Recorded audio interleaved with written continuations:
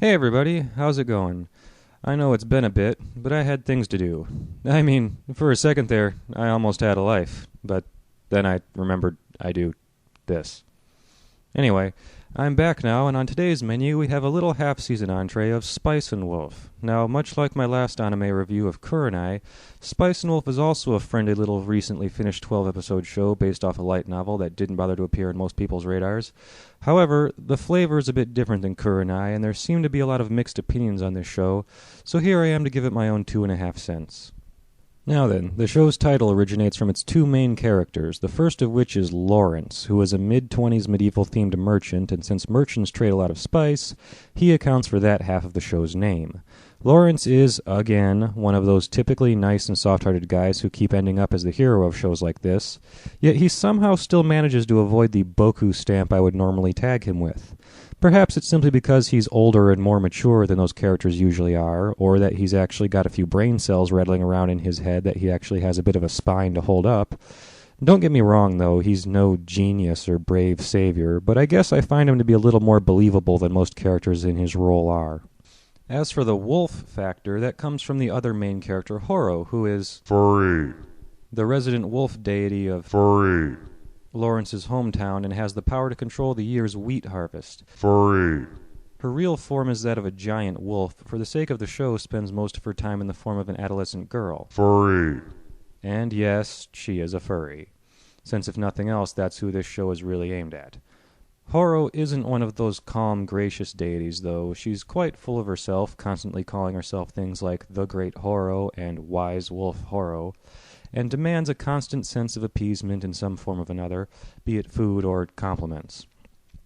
Sure, I'll admit the ears and tail are cute and all, but I can't seem to find a better way to describe her behavior than spoiled, and I get the feeling that if she were in today's world, she'd be one of those annoying teenagers with a tight shirt that says princess and pants that say pink on the ass. And that about wraps up the characters for the show. Yeah, done already.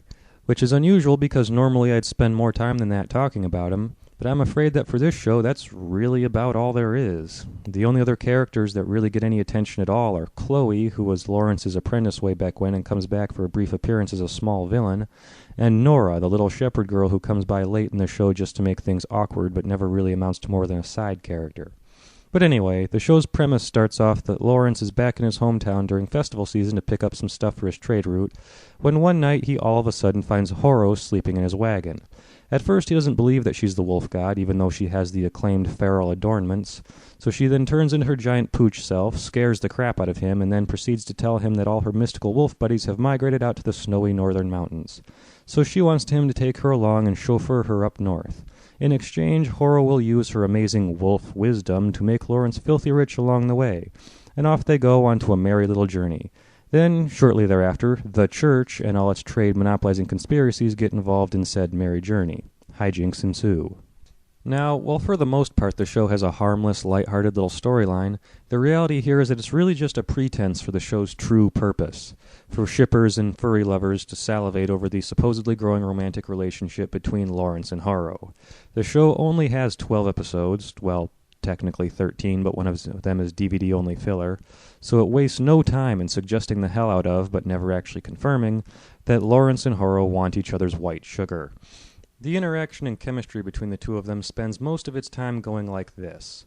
Horo wants Lawrence to buy her something expensive, be it old-time beauty products, massive quantities of apples and beer, or even the fancy set of clothes she's wearing, which probably don't look like much to you now, but seriously, do you have any idea how expensive purple was before we could manufacture ink dyes? After requesting the purchase, Lawrence responds by saying, "No, we still have barely any money left from the last thing you conned me into buying." Horo then pouts and acts coy until she and Lawrence bicker for a bit before Lawrence inevitably breaks down and buys it for her. Then something from the actual plot ekes in to try to advance the story and give an excuse for them to hit on each other again. This makes up for most of what happens in the show, and while for a while I went along with it chiming in with the "aw, that's cute" crowd, but eventually my knowledge of what it's like to actually have bills combined with a little change in the pattern caused me to develop a distaste for Horo and her selfish antics. Don't get me wrong, though, because even though I just said that, I still found the show to be pleasant and interesting, since, yes, I do admit to being a bit of a shipper myself. I also liked the one other unique thing the show does, which is go through the effort to know and describe the workings and tricks of trade merchants and actually involve the concept into the main plot. There are more than a few scenes in the show that involve Lawrence explaining some clever little sales trick he just pulled or that got pulled on him, be it a sales pitch, some bartering ploy, profiting through money exchange, or... well, I thought it was interesting. Anyway, the show's production is pretty mild. The animation doesn't raise any expectations, the voices are rather tame, though they work well enough, and the soundtrack, while not particularly memorable, does have this distinct little folk music-ish kind of theme to it, which does fit the feel of the show very nicely. So yeah, it's nothing amazing, but I did enjoy watching the show.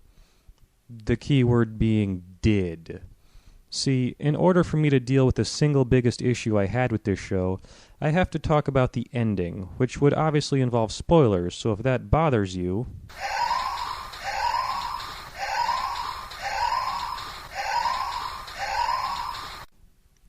Are they gone?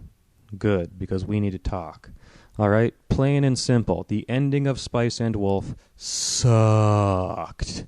Okay, in the final dozenth episode, this show takes everything it had going for it, turns around, and eviscerates itself, causing me to utter one of the biggest WTFs that has ever escaped my monotoned tongue. I mean, when I first watched the show, I didn't even know that it was only going to be 12 episodes long. So when no next episode preview came, I was shocked and confused that that was the end, and even more shocked and confused that that was the ending. Okay, let me explain. In the final climax of the show, Lawrence and Horo are on the run from some bad guys through a foresty path or some shit like that, when all of a sudden they get confronted by none other than another giant wolf deity and its pack of followers. Horo then gives Lawrence the "go on without me, I'll deal with this" speech, and by any logical mind we would expect that she's going to turn into her giant wolf form and have a big dogfight. The entire following scene is mysteriously skipped, however, and the last episode begins with Horo meeting back up with the still fleeing Lawrence, only to reveal that instead of fighting off the other wolves, she settled it through other means, meaning she appealed to other instincts and took 10 for the team, and you know what? Fuck it, okay? I'm not going to beat around the bush on this. She gets raped by wolves, all right? There, I said it. That's what happens, okay? And that's not even all of it. Not only is this completely out of tune with the level of seriousness of the entire rest of the show, but Lawrence's reaction to it, as well as the entire script of the scene, deals it so little attention that it could be considered offensive to women. Now, I could be extremely gracious and say that, at the time, there was a lot of other dangerous shit happening and perhaps they didn't have time to fully deal with it. But then, at the very end of the show, in the last few minutes when everything's calm again and Lawrence and Horo are all alone and any kind of emotional revelations would be expected and appropriate, what we get instead is several minutes of Lawrence all of a sudden being nothing short of a complete asshole to Horo.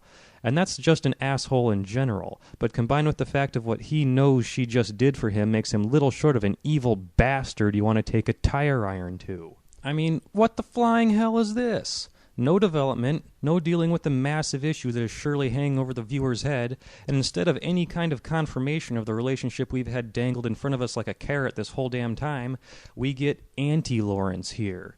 And even if you're not sensitive enough for this whole issue to bother you, in which case I wonder why you're even watching the show, the ending still contains absolutely no closure at all, and the characters aren't even remotely close to fulfilling the goal they set out to accomplish at the beginning of the show. I mean, holy crap, this has got to be one of the most disappointing and viewer-infuriating endings I've ever fricking seen. Okay, are all the people who skipped the spoilers back now? Fine. Overall, I found Spice and Wolf to be another friendly little small-time show that, while not worth any major attention, still has some reasonable charm to it and could be worth your time if you're in its target audience of furry lovers. However, I warn you that if you're unlike me and don't possess the pestering desire to finish everything you start, that you skip the last episode of the show. That is, unless you enjoy getting slapped in the face.